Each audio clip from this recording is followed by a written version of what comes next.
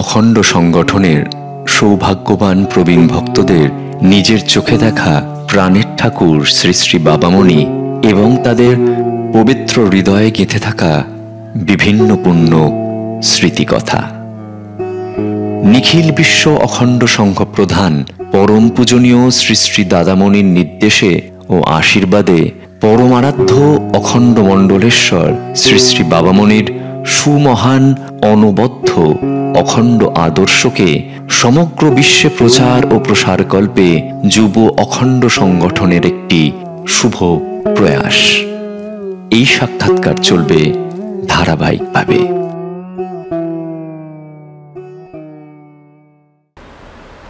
প্রথমে প্রণাম জানাই পরমারাধ্যা শ্রী শ্রী বাবামণির শ্রীচরণে, প্রণাম জানাই পরমারাধ্যা শ্রী শ্রী মামণির শ্রীচরণে, প্রণাম জানাই পরম পূজনীয়া শ্রী শ্রী আশ্রম মাতার শ্রীচরণে, প্রণাম জানাই পরম পূজনীয় শ্রী শ্রী ভাইদার শ্রীচরণে, প্রণাম জানাই আমাদের সকলের প্রিয় নিখিল বিশ্ব অখণ্ড সংঘ প্রধান পরম পূজনীয় শ্রী শ্রী দাদামণির শ্রীচরণে। আজকের দিনটি আমাদের কাছে খুবই শুভ দিন, ঐতিহাসিক দিন। আজকের দিনে আমরা অখণ্ড সংগঠনের প্রথম এই পডকাস্ট অনুষ্ঠানটি করতে চলেছি এবং আমরা আমাদের সঙ্গে নিখিল বিশ্ব অখণ্ড সংগঠনের বিশিষ্ট কর্মী শ্রদ্ধেয় শ্রী সুপ্রিয় কর মহাশয়কে পেয়েছি, যিনি রিটায়ার্ড আইএএস অফিসার, যিনি নিখিল বিশ্ব অখণ্ড সংগঠন ট্রাস্টের সহ সভাপতি। তাকে পেয়ে আমরা আপ্লুত, আনন্দিত, অভিভূত। যিনি সুদীর্ঘ ৫৫ বছর ধরে অখণ্ড সংগঠনের পক্ষে কাজ করে চলেছেন। সুমনদা, আজকে এই অনুষ্ঠানটি পরম পূজনীয় শ্রী শ্রী দাদামণির নির্দেশে ও আশীর্বাদে আমরা করতে চলেছি এবং আমরা যুব অখণ্ড সংগঠনের উদ্যোগে এই অনুষ্ঠানটা করছি এবং আমাদের সাথে শ্রদ্ধেয় এবং প্রণম্য ব্যক্তিত্ব মানুষদের হাত রয়েছে, আশীর্বাদ রয়েছে। তার জন্যই হয়তো আমরা এই কাজটা করতে পেরেছি এবং আজ থেকে এই পডকাস্টের মাধ্যমে আমরা পরমারাধ্য শ্রী শ্রী বাবামণির এবং পরমারাধ্যা শ্রী শ্রী মামণির যে অখণ্ড আদর্শ প্রচার করছি এবং সারা বিশ্বে এই আদর্শটা প্রচারিত হবে, এটা জেনে খুব ভালো লাগছে। আমি আপ্লুত, আমার খুব ভালো লাগছে। তোমার কি মনে হয়? সত্যি বলেছো কমলদা। আমরা আজকের দিনটা কি বলে বুঝাবো, এত আনন্দিত আমরা যে এরকম ব্যক্তিত্ব, একজন রিটায়ার্ড আইএএস অফিসার, তার থেকেও বড় শ্রী শ্রী বাবামণি এবং শ্রী শ্রী মামণি, শ্রী শ্রী দাদামণির সঙ্গে কাজ করে যাচ্ছেন বিগত ৫৫ বছর ধরে। এরকম ব্যক্তিত্ব খুব কমই আছেন। ওনার কাছ থেকে আজকে আমরা অনেক কিছু শুনতে পারবো। যুব অখণ্ড সংগঠনের উদ্যোগে পরম পূজনীয় শ্রী শ্রী দাদামণির নির্দেশে ও আশীর্বাদে আজকে আমরা এই কাজটা করছি। খুব ভাল লাগছে। আমরা আমাদের সাথে পরম শ্রদ্ধেয় সুপ্রিয় কর মহাশয়কে পেয়েছি। আমাদের যুব অখণ্ড সংগঠনের অনেকের মনে অনেক প্রশ্ন, সেই প্রশ্নগুলো আজকে আমরা আমাদের পরম শ্রদ্ধেয় সুপ্রিয় কাকুর কাছে করব। আমাদের কাছে অনেক প্রশ্ন রয়েছে, আমরা জানতে চাই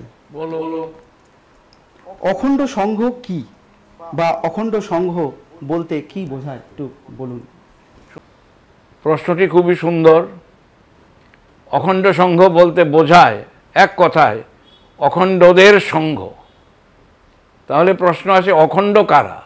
ওটার উত্তর হচ্ছে যারা পরমারাধ্য অখণ্ড মণ্ডলেশ্বর শ্রী শ্রীমৎ স্বামী স্বরূপানন্দ পরমহংসদেবের দীক্ষিত সন্তান, তাদেরকে বোঝায়।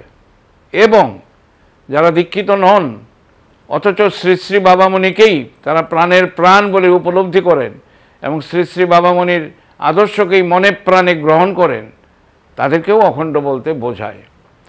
এছাড়া শ্রী শ্রী বাবামণির পরবর্তীকালে যেই শ্রী শ্রী মামণিকে তার স্থলাভিষিক্ত হিসাবে ঘোষণা করে গেছেন, সেই শ্রী শ্রী মামনির দ্বারা দীক্ষিত যত মানুষ তাদেরকেও বোঝায় অখণ্ড বলতে।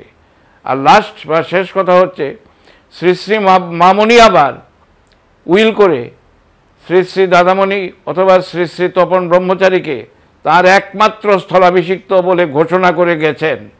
অতএব যারা শ্রী শ্রী দাদামণির কাছে দীক্ষা নিয়েছেন তারাও অখণ্ড।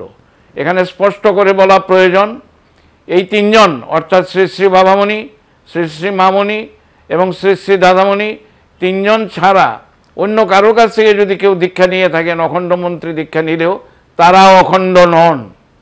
এই কথাটি স্পষ্টভাবে সকলের জানা প্রয়োজন। আর অখণ্ড মন্ত্র কথাটা বলা হয়েছে, প্রণব মন্ত্রকেই বলা হয় অখণ্ড মন্ত্র, অথবা ওঙ্কার মন্ত্রকে বলা হয় অখণ্ড মন্ত্র।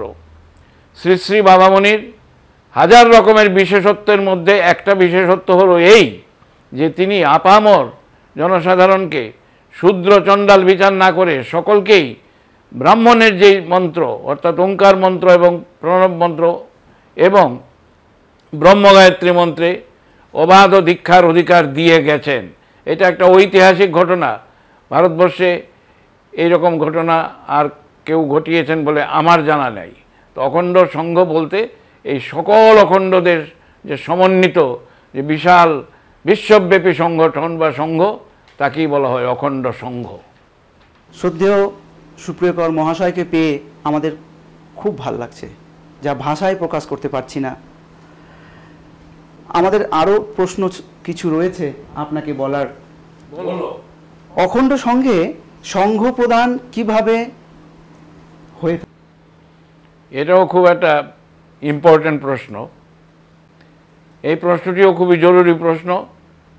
এই প্রশ্নের উত্তর হলো এই যে এখানে অন্যান্য বহু সংঘের মতন সংঘ প্রধান ভোটের দ্বারা নির্বাচিত হন না। কিভাবে নির্বাচিত হন? নির্বাচিতই হন না, মনোনীত হন। কিভাবে মনোনীত হন? যিনি বর্তমানে অখণ্ড সংঘ প্রধান আছেন তারই একমাত্র অধিকার আছে, দ্বিতীয় আর কারণ নাই, তার যিনি স্থলাভিষিক্ত তাকে মনোনীত করার। অর্থাৎ শ্রী শ্রী বাবামণি তার সেই অধিকার প্রয়োগ করে শ্রী শ্রী মামনিকে দ্বিতীয় অখণ্ড সংঘ প্রধান বলে মনোনীত করেছেন এবং শ্রী শ্রী মামনি অনুরূপে তার সেই অধিকার প্রয়োগ করে পরম পূজনীয় শ্রী শ্রী দাদামণিকে তার একমাত্র স্থলাভিষিক্ত রূপে ঘোষণা করেছেন। এখানে একটা ব্যতিক্রম অন্যান্য বহু সংঘের ক্ষেত্র থেকে, সেটা হচ্ছেই কোনো ভোটে নাই, কোনো গণতান্ত্রিক পদ্ধতি নাই। এখানে শ্রী শ্রী বাবামণি বলেন, গতানুগতিকতা আমার পন্থা নহে, আমি পৃথিবীতে নূতন ইতিহাস সৃষ্টি করিতে আসিয়াছি। বহুভাবে আমরা তার প্রমাণ পাই। অতি সংক্ষেপে শ্রী শ্রী বাবামণি অভিক্ষা নীতির উদ্গাতা, অভিক্ষা মন্ত্রের উদ্গাতা। তার আশ্রমটির নাম অযাচক আশ্রম। শ্রী শ্রী বাবামণির প্রতিষ্ঠিত আশ্রমটির নাম অযাচক আশ্রম। এই নামটা একটু অ্যানালাইজ করলে বা বিশ্লেষণ করলেই আমরা বুঝতে পারি এই আশ্রম কিভাবে চলে। অযাচক মানে যাচনা করে না যে, তাকে বলে অযাচক। যেই আশ্রম কিচ্ছু যাচনা করে না তার নাম হতে পারে অযাচক আশ্রম। এখানে একটা কথা সকলেই জেনে খুশি হবেন, শত শত বা সহস্র সহস্র আশ্রম রয়েছে, কিন্তু যাচনা করে না, ভিক্ষা করে না, চাঁদা চায় না, এমন আশ্রম একটাই আছে, এবং সেইটি হলো শ্রী শ্রী বাবামণি প্রতিষ্ঠিত অযাচক আশ্রম। আমরা জানি তিনি নানা ব্যাপারে অগতানুগতিক, এই ব্যাপারেও অগতানুগতিক। আরেকটি ব্যাপারেও বাবামণি গতানুগতিক পথে চলেন নাই। তিনি একমাত্র ধর্মগুরু যিনি চণ্ডাল শূদ্র কোনো বংশ বিচার না করে সকলকে, যে কোনো বংশে জাত তথাকথিত উচ্চ নিচ সমস্ত প্রকার বংশে জাত মানুষের জন্য ব্রহ্মগায়ত্রী এবং ওঙ্কার মন্ত্রে অধিকার প্রদান করে গিয়েছেন, এবং এখনও সেই কাজ চলছে।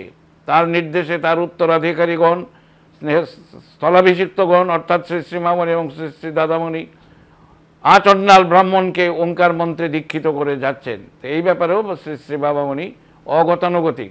আর আমি যেই জন্য এই কথাটা আমার মনে এসেছে সেটা হলো এই যে উত্তরাধিকারী মনোনয়নের ব্যাপারেও শ্রী শ্রী বাবামণি অগতানুগতিক।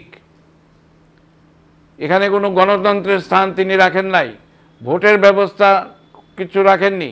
তিনি একটা নির্দেশ দিয়েছেন যে আমি আমার স্থলাভিষিক্তকে মনোনীত করব, আমার যাকে মনে করি ভালো, তার কথা তো সকলে শুনে চলতে হবে।